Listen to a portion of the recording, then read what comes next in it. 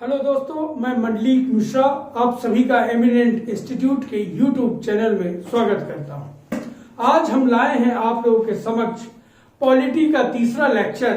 हमने पिछले 2 लेक्चरों में बात की थी कि पॉलिटी का उद्भव कैसे और किन परिस्थितियों में हुआ। दूसरे लेक्चर में हमने बात की कि ईस्ट इंडिया कंपनी का आगमन भारत में होता है सन 1600 में। इसके बाद 1608 में व्यापारिक कोठी खोलने के लिए राजदूत को भेजा जाता है। इसके बाद मूसलीपट्टनम में हमने बात की 1611 में कि पहली व्यापारिक कोठी खोली जाती है।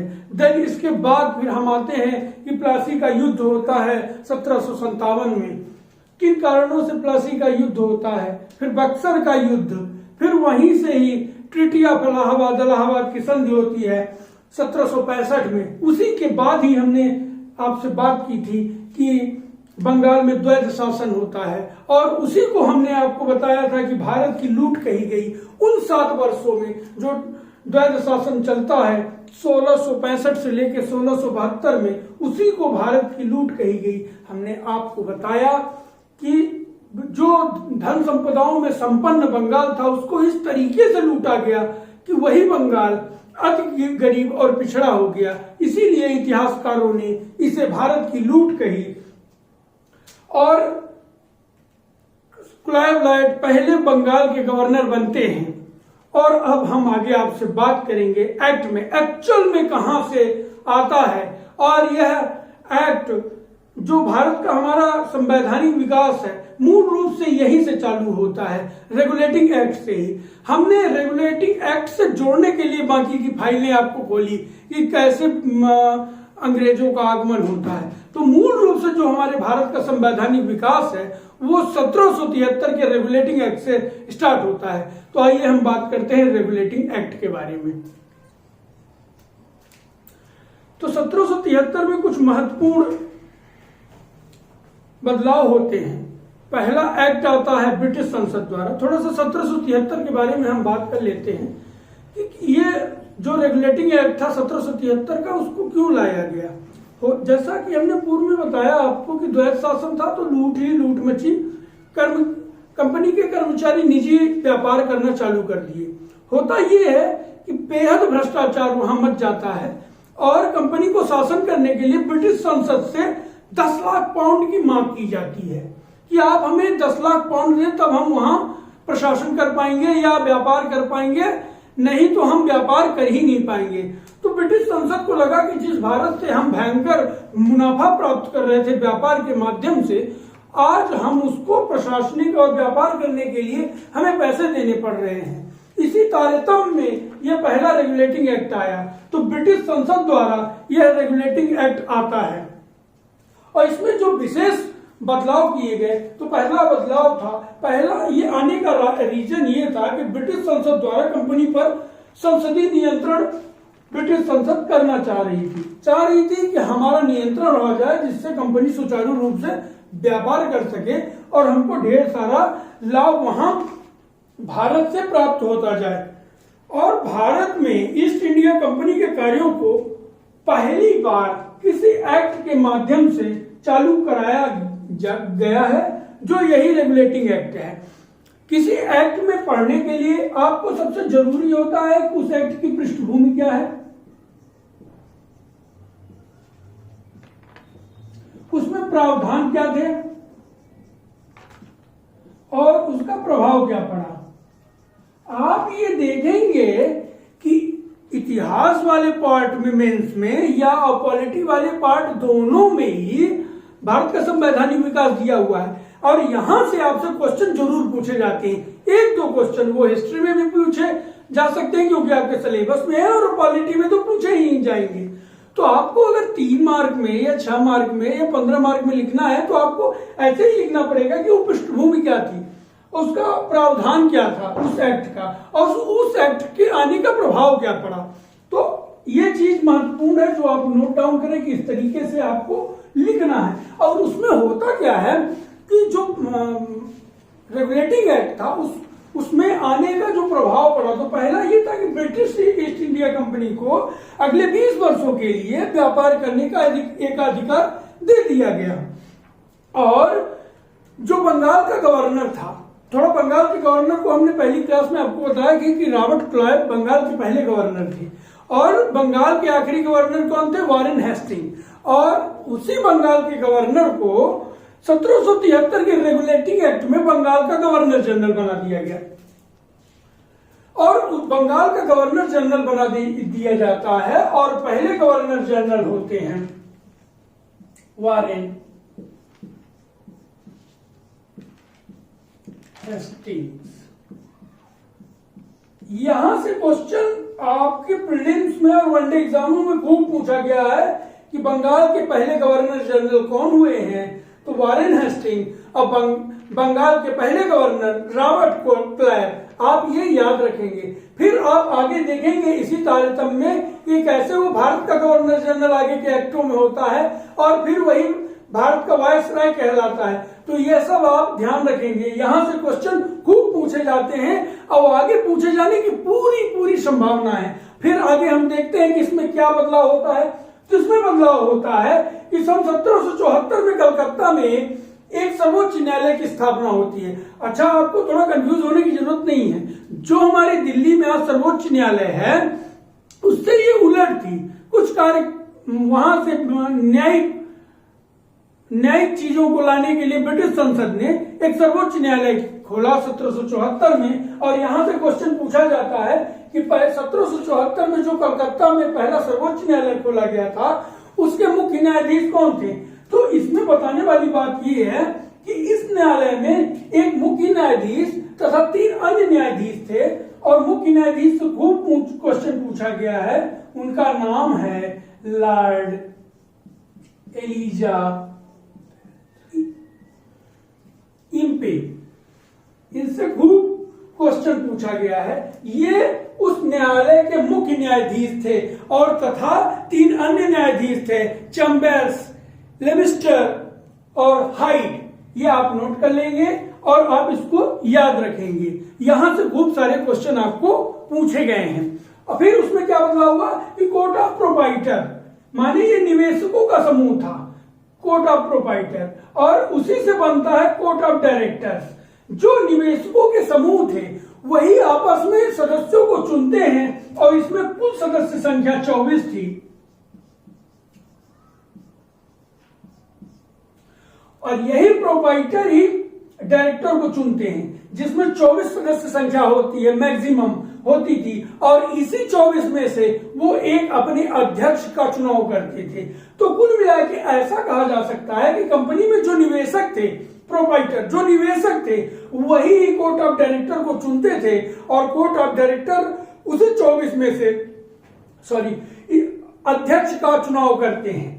ठीक है। यहां समझने वाली बात यह है कि बंगाल के गवर्नर को जब गवर्नर जनरल किया गया तो उसकी सहयोग के लिए एक 4 सदस्यीय, यहां आप समझेंगे कि 4 सदस्य की कार्यकारी गठित की गई, एक कमेटी गठित की गई। होता यह था कि जो बहुमत इसी 4 सदस्यों में 4 + 1, 4 ये सदस्य थे प्लस एक गवर्नर जनरल हुआ करते थे, माने कुल 5 सदस्य जो होते थे। होता ये था कि जो भी फैसले लेने होते थे तो बहुमत में लिए जाते थे। जैसे मान लें कि अगर कुछ भी उन कंपनी को या उस गवर्नर जनरल को कुछ कानून बनाना हो, तो अगर स्थानीय शासन के लिए, तो अगर उस कानून को मान लिया जाए कि 2 सदस्य उसके कानून के पक्ष में हैं और 2 विपक्ष में हैं, तो वहां पर बंगाल का गवर्नर जनरल जो हुआ करता था वो वहां पर निर्णायक मत दिया करता था। अगर वह पक्ष में मत देता था तो वह पारित हो जाता था, और विपक्ष में देता था तो वो कानून पारित नहीं होता था, वह कानून लागू नहीं होता। आगे हम देखेंगे आगे के एक्टों में कि निर्णायक मत वहां भी मिलते हैं, पर वहां सदस्य संख्या कम हो जाती है। फिर उसमें क्या होता है कि कंपनी के जो कर्मचारी थे वो निजी व्यापार करने और भारतीयों से उपहार और रिश्वत लेने की छूट उनको बंद कर दी गई, प्रतिबंधित कर दी गई। ये महत्वपूर्ण जो बदलाव थे वो रेगुलेटिंग एक्ट में आए। और मद्रास और बंबई के जो गवर्नर थे वो बंगाल के गवर्नर जनरल के अधीन कर दिए गए। अब समझने वाली बात है कि आगे हम फिर बताएंगे कि पूर्ण रूप से जब बंगाल के मद्रास के गवर्नर और बंबई के गवर्नर को पूर्ण रूप से जब अधीन किया जाता है तो आप कंफ्यूज होंगे। इसलिए हम यही बताना चाहेंगे कि जो बंगाल और मद्रास के गवर्नर थे कुछ विशेष परिस्थितियों को छोड़कर बाकी परिस्थितियों के लिए बंगाल के गवर्नर जनरल के अधीन कर दिए गए थे। 1773 के बाद जो 1781 में अमेंडिंग एक्ट आता है, अमेंडिंग एक्ट लाने का सिर्फ यही रीजन था कि 1773 में जो रेगुलेटिंग एक्ट में जो कमियां रह गई थी, जो खामियां थी, उन खामियों को पूरा करने के लिए यह एक्ट लाया गया था और इसी एक्ट का नाम है एक्ट ऑफ सेटलमेंट। आप जानते होंगे इसको कि 1781 में सेटलमेंट एक्ट नाम से आया, जबकि इसका एक्चुअल नाम है अमेंडिंग एक्ट, माने संशोधन अधिनियम। और इसी को ही चूंकि उसके खामियों को दूर करने के लिए यह एक्ट लाया गया था, इसलिए इसको सेटलमेंट एक्ट कहते हैं। 1781 का सेटलमेंट एक्ट या इसी को हिंदी में कहते हैं बंदोबस्त अधिनियम। ठीक है, इसमें क्या बदलाव किए गए? तो बदलाव ये किए गए कि बंगाल के गवर्नर जनरल एवं उनकी काउंसिल को सर्वोच्च न्यायालय के क्षेत्राधिकार से बाहर कर दिया गया। माने सर्वोच्च न्यायालय के क्षेत्राधिकार में अब वो रह नहीं गए, न बंगाल के गवर्नर जनरल न उनकी परिषद जो 4 सदस्यीय परिषद हुआ करती थी। दूसरे क्या बदलाव हुआ कि राजस्व संबंधी जो मामले थे वो भी सर्वोच्च न्यायालय के क्षेत्राधिकार से बाहर कर दिए गए। माने अब उसको बंगाल का गवर्नर जनरल और उसकी परिषद ही देखेगा, डील करेगा। ठीक है, फिर प्रांतीय न्यायालयों की अपील जो थी, प्रांतीय न्यायालय से आशा था कि मद्रास और बंबई की जो गवर्नर थे या प्रांतीय जो न्यायालय थे उनका जो दायर कर माने जो याचिका दायर कर सकते थे उनकी सुनवाई के लिए गवर्नर जनरल इन काउंसिल के पास वो अपनी याचिका दायर कर सकते थे। उनको भी सर्वोच्च न्यायालय से अलग कर दिया गया, मतलब वो कलकत्ता के सर्वोच्च न्यायालय में अपने मुकदमे दायर नहीं कर सकते हैं। तो ये बदलाव हुए। दूसरा, प्रांतीय न्यायालयों के लिए जो नियम बनाने का जो कार्य था वो बंगाल के गवर्नर जनरल और उनकी 4 सदस्यीय परिषद को मिल गया। वहां से भी सर्वोच्च न्यायालय को किनारे कर दिया गया। और इसमें जो महत्वपूर्ण सुधार होते हैं कि कलकत्ता के सभी निवासियों को सर्वोच्च न्यायालय के क्षेत्राधिकार के अंतर्गत कर दिया गया। और इस जो कलकत्ता के सभी निवासियों को क्षेत्राधिकार के अंतर्गत किया गया तो उसमें यह नियम बनाया गया कि जो हिंदू हैं तो हिंदुओं को हिंदू नियमों कानून के आधार पर सजा या सुनवाई की जाए और जो मुसलमान हैं उन मुसलमानों को मुसलमान विधि द्वारा, मुसलमान प्रक्रिया द्वारा ही उनकी सुनवाई की जाए। तो इस अमेंडिंग एक्ट में यह व्यवस्था की गई थी। आगे हम देखेंगे कि 1784 का एक्ट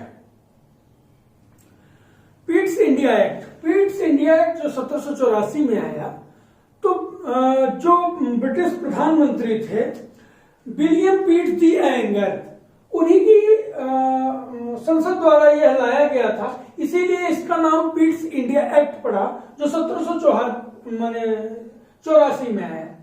तो इसमें हुआ ये कि लंदन में एक नियंत्रक मंडल का गठन किया गया और उसी में जो हमने पिछले आपको बताया था एक्ट ऑफ सेटलमेंट में और 1773 के रेगुलेटिंग एक्ट में, उसमें बोर्ड ऑफ डायरेक्टर जो बनता है उसी को ही इसमें बोर्ड ऑफ कंट्रोलर कर दिया जाता है। वही है बोर्ड ऑफ डायरेक्टर जिनको बोर्ड ऑफ कंट्रोलर कर दिया जाता है। इसमें केवल 6 सदस्य थे और इस 6 सदस्य में भी एक सदस्य जो ब्रिटिश मंत्रिमंडल का सदस्य होता था उसका रहना अनिवार्य कर दिया गया। इन 6 में से जो एक सदस्य होगा वो ब्रिटिश मंत्रिमंडल का सदस्य होगा। पहली बार कंपनी के अधीन प्रदेश को जो ब्रिटिश इंडिया का प्रदेश कहा गया, जो भारत में ब्रिटिश ईस्ट इंडिया कंपनी के अधीन प्रदेश थे उनको ब्रिटिश आधिपत्य प्रदेश कहा गया। ठीक है, इसमें जो बदलाव होते हैं वो ये है कि ईस्ट इंडिया कंपनी से व्यापार और प्रशासन व्यापार और प्रशासन अलग अलग कर दिए गए। माने कि आप समझने वाली बात है कि बोर्ड ऑफ कंट्रोल जो कंट्रोल बना उनको व्यापार का जिम्मा दे दिया गया और प्रशासन का जिम्मा दे दिया गया बंगाल के गवर्नर जनरल को। ठीक है, यहां तक बात आपको समझ में आ गई होगी कि जो कंट्रोलर थे वो व्यापार देखेंगे और जो गवर्नर जनरल है वो वहां का प्रशासन देखेंगे। ठीक है, और गवर्नर जनरल के अधिकारों में वृद्धि की गई। वृद्धि कैसे की गई कि जैसे हमने आपको 1773 के रेगुलेटिंग एक्ट में बताया था कि उनकी जो सहायता के लिए एक परिषद का गठन हुआ था उसमें 4 सदस्य थे, उसको घटाकर 3 सदस्य कर दिया गया। जो 1773 में हमने आपको इनकी परिषद बताई थी इनकी सहायता के लिए, गवर्नर जनरल की सहायता के लिए, तो उसमें 4 सदस्य बताए थे, तो उसी 4 सदस्यों को घटा के 3 सदस्य कर दिया गया। और यहां पर वृद्धि कैसे होती है हम आपको बताते हैं कि जैसे 3 मत हैं तो बहुमत से कोई भी चीज पारित होगी, तो होता यह था कि अब गवर्नर जनरल को केवल एक आदमी को अपनी तरफ मिलाने की जरूरत रहती थी कि अगर कुछ भी इनको लाना है, पारित कराना है, तो एक सदस्य अगर गवर्नर जनरल की तरफ आ जाएगा तो वह नियम कानून उनका बन जाएगा और लागू हो जाएगा। अब जैसे आपके मन में लग रहा होगा कि 2-2 हो गए, तो 2-2 मतलब जिधर अगर गवर्नर जनरल जिधर वोट देंगे तो वो 2-2 की स्थिति में मान्य होगा। तो इस तरह इनको निर्णायक मत करने का अधिकार मिल गया। 73 में भी मिला, पर वहां था कि 2-2 की बराबरी में, चूंकि 4 सदस्य थे तब, और यहां ये था कि कोई एक मिला लेता है और खुद स्वयं वो एक हो जाएंगे तो 2 मत हो जाएगा। तो इस तरह से उनको निर्णायक मत देने का अधिकार यहां प्राप्त हुआ और अधिकारों में वृद्धि होती है। तो होता क्या है कि ब्रिटिश सरकार को भारत में कंपनी के कार्यों एवं प्रशासन पर पूर्ण नियंत्रण हो गया। अब कंपनी का जो कार्य था वो बोर्ड ऑफ कंट्रोलर देख रहे थे, जिसमें एक सदस्य ब्रिटिश संसद के मंत्रिमंडल का था, तो यहां भी वो सशक्त होते हैं और कंपनी के कार्यों में। और प्रशासन के लिए नियम कहां से बन के आ रहा है? ब्रिटिश संसद से, और उसको गवर्नर जनरल फॉलो कर रहा है। जैसा कि हमने आपको बताया था कि सरकार के जरूरी अंग विधायिका, कार्यपालिका और न्यायपालिका, तो आप देख रहे हैं कि 1774 में कलकत्ता में एक सर्वोच्च न्यायालय का गठन होता है, माने न्यायपालिका भी आ चुकी है हमारे पास इस एक्ट से, 1773 के रेगुलेटिंग एक्ट से। और देख रहे हैं कि बिल बनाने का कार्य कौन कर रहा है? ब्रिटिश संसद कर रही है, और उसको एग्जीक्यूट करने का कार्य कौन कर रहा है? बंगाल का गवर्नर जनरल कर रहा है। तो सरकार के जो 3 प्रमुख अंग हैं, विधायिका, कार्यपालिका और न्यायपालिका, वो तीनों इसमें काम कर रही है। तो जो हमने पूर्व में फाइल खोली थी ऑरिजिन से लेते हुए कि क्या क्या जरूरी अंग है किसी भी राज्य और सरकारों के लिए, क्या जरूरी अंग है, तो आपको अब यहां समझ में आ रहा होगा कि हाँ सही है, वाकई में वो अंग है। और आगे भी बताएंगे स्वतंत्रता के बाद जो हमारे देश में शासन चल रहा है उसमें भी आगे हम बात करेंगे। फिर हुआ क्या कि हमने 73 में आपको बताया था कि बंगाल और मद्रास के जो गवर्नर थे वो कुछ विशेष क्षणों को छोड़कर बाकी हुआ बंगाल के गवर्नर जनरल के अधीन हो गए थे। पर होता क्या है कि पीट्स इंडिया एक्ट 1784 में कि पूर्ण रूप से बंगाल और मद्रास के गवर्नर जनरल को पूर्ण रूप से बंगाल के गवर्नर जनरल के अधीन कर देते हैं। माने अब पूरे रूप से कोई आंशिक छूट नहीं, पूर्ण रूप से बंगाल के गवर्नर जनरल के अधीनस्थ कर दिया जाता है। तो यह है पिट्स इंडिया एक्ट में जो सुधार हुए। 1786 का अधिनियम। अब 1786 का अधिनियम क्यों आया? होता क्या है कि लॉर्ड कॉर्नवालिस को बंगाल का गवर्नर जनरल बनाया जाता है। तो जैसे ही उनको बंगाल का गवर्नर जनरल बनाया जाता है तो उन्होंने कुछ शर्तें रखी कि अगर आप इस शर्तों को मानेंगे तो ही हम बंगाल का गवर्नर जनरल बनेंगे, नहीं तो नहीं बनेंगे। तो यही वो 2 शर्तें थी जिसको ब्रिटिश संसद द्वारा अधिनियम बना दिया गया और इसी को कहते हैं 1786 का अधिनियम। तो आप देखेंगे कि विषय क्या था वो अधिनियम, उनकी शर्तें क्या थी? अधिनियम नहीं शर्तें थी, बाद में उसको अधिनियम बनाया गया कि जब उनके शर्तों को मान लिया गया कि शर्तें ये थी कि बंगाल का गवर्नर जनरल जो परिषद थी, जो हमने बताई थी कि पहले 4 परिषद थी उसकी सहायता के लिए, फिर पिछले पिट्स इंडिया एक्ट में 3 सदस्य हो गए। उसी परिषद की बात को मानने न मानने का जो था कि विशेष मामलों में गवर्नर जनरल को अपनी परिषद के निर्णयों को रद्द एवं लागू करने का अधिकार दिया गया। पहले अधिकार नहीं था, बहुमत पर ही था कि अगर बहुमत जहां होगा वो बात मान ली जाएगी। लेकिन कॉर्नवालिस के शर्तों में क्या कहा गया, विशेष मामलों में जब गवर्नर जनरल को लगे कि हमको अपनी परिषद की बात नहीं मानना है या उसकी बात को लागू करना है तो अपनी बात को कर सके। तो पहली शर्त ये थी। दूसरी शर्त क्या थी कि बंगाल के गवर्नर को प्रशासनिक शक्तियों के अलावा, पहले बंगाल के गवर्नर को प्रशासनिक शक्तियां मिली हुई थी, साथ ही कॉर्नवालिस ने कहा कि प्रशासनिक शक्तियों के साथ ही सैन्य शक्तियां भी दिया जाए, माने सेनापति भी बनाया जाए, तब तो हम यह गवर्नर जनरल का पद लेंगे, नहीं तो नहीं लेंगे। तो उसी कॉर्नवालिस की 2 शर्तों को मान लिया गया और इसी को अधिनियम बना दिया गया और इसी को हम कहते हैं 1786 का अधिनियम। ठीक है, बात आ गई समझ में। तो 1793 का चार्टर एक्ट आता है। उस चार्टर एक्ट में बदलाव यह होता है कि कंपनी को अगले 20 वर्षों के लिए व्यापार का एक अधिकार दे दिया जाता है और बंगाल के गवर्नर जनरल को मद्रास और जो बंबई थी उसका उस प्रेसिडेंसी की पर्यवेक्षक करने का अधिकार भी बंगाल के गवर्नर जनरल को दे दिया जाता है। और जो बोर्ड ऑफ कंट्रोल के सदस्य थे, बोर्ड ऑफ कंट्रोल के सदस्यों को और तथा उनके अधीन जो कर्मचारी थे उनके वेतन भत्ते का जो व्यय था वो भारत के राजस्व से दिया जाए, यह सुनिश्चित किया गया। इसी को हम 1793 का चार्टर एक्ट कहते हैं। आई होप कि यहां तक बात आपको समझ में आ गई होगी, आप संतुष्ट होंगे। अगर कोई समस्या हो, कोई क्वेरी हो तो आप हमें कमेंट बॉक्स पे कमेंट कर सकते हैं। आप हमारे चैनल पर बने रहें, हमारे चैनल को लाइक करें, सब्सक्राइब करें, बेल आइकॉन प्रेस करें जिससे आपको नेक्स्ट वीडियो का नोटिफिकेशन मिल जाए। बहुत बहुत धन्यवाद।